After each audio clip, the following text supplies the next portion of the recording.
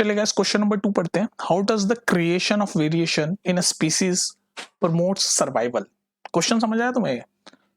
This question says कि जो variation होता है किसी भी स्पीशी में, चेंज होता रहता है ना, जनरेशन टू जनरेशन वेरिएशन आता रहता है, क्या वो वेरिएशन हमारे सर्वाइवल को प्रमोट करता है? मतलब क्या उसी वेरिएशन की वजह से कोई स्पेसिफिक स्पीशीज सर्वाइव कर रही है? इसका मतलब ये है बेसिकली। तो इसको समझो। पहले तो इसका आंसर है यस ऑब्वियसली, कि हाँ सर्वाइवल के लिए वेरिएशन होता है। पर अब पूछ रहा है कि हाउ डज, कैसे।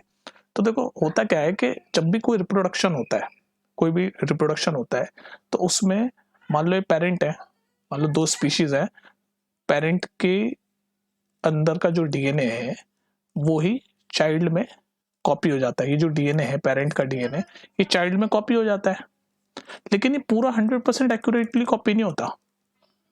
यही होता है ना भाई प्रोसेस। तो पेरेंट का डीएनए चाइल्ड में कॉपी हो जाता है, पर 100% एक्यूरेट कॉपी नहीं होता। इसीलिए बिकॉज ये 100% एक्यूरेट नहीं होता, इसीलिए वेरिएशन आ जाती है कुछ। इसको ऐसे समझो, जैसे हमारे पेरेंट्स हैं, उनका डीएनए हमारे अंदर कॉपी होता है, पर हम उनके जैसे एग्जैक्टली नहीं दिखते। क्यों नहीं दिखते? क्योंकि वो 100% डीएनए कॉपी नहीं होता, तो इसलिए वेरिएशन आ जाती है। तो यही होता है। तो फिर वो वेरिएशन फिर नेक्स्ट चलती रहती है, और वेरिएशन होती रहती है, और वेरिएशन होती रहती है, और फाइनली वेरिएशन होते होते वो सर्वाइवल में कैसे काम आती है? सर्वाइवल में ऐसे काम आती है, मान लो कोई पेरेंट स्पीशीज है, मान लो बैक्टीरिया की पेरेंट स्पीशीज है, ठीक है। ये बैक्टीरिया की पेरेंट स्पीशीज हाई हीट में सर्वाइव नहीं कर सकते। मान लो ये वाली जो पेरेंट बैक्टीरिया स्पीशीज है, ये हाई हीट में सर्वाइव नहीं कर पाते।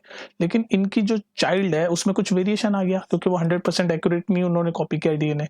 तो ये जो चाइल्ड का जो चाइल्ड बैक्टीरिया है, इसमें कुछ वेरिएशन आ गया, और इस तरह से वेरिएशन आ गया कि वो अब हाई हीट को बेयर कर पा रहे हैं, मतलब झेल पा रहे हैं। तो इसका मतलब ये सर्वाइव कर जाएंगे। ये वाले जो पेरेंट, ये वाले डीएनए वाले नहीं सर्वाइव करेंगे, लेकिन ये वाले डीएनए वाले बैक्टीरिया सर्वाइव कर जाएंगे। तो इस तरह से देखा आपने कि जो वेरिएशन है उसने सर्वाइवल को प्रमोट कर दिया।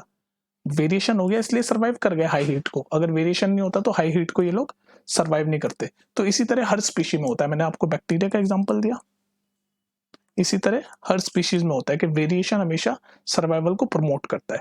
कई केसेस में वेरिएशन आपका सर्वाइवल को खत्म भी करता है। मान लो आपका जो एक्यूरेसी नहीं आई, जो चेंज हो गया, जो वेरिएशन हो गया, वो इस तरह से हो गया कि जो इन्वायरमेंट है उसके अकॉर्डिंग वो ना रहा हो। लेकिन 95 या मैक्सिमम केसेस में जो वेरिएशन होती है वो आपको सर्वाइवल को प्रमोट करती है और वेरिएशन के अकॉर्डिंग होती है, ठीक है।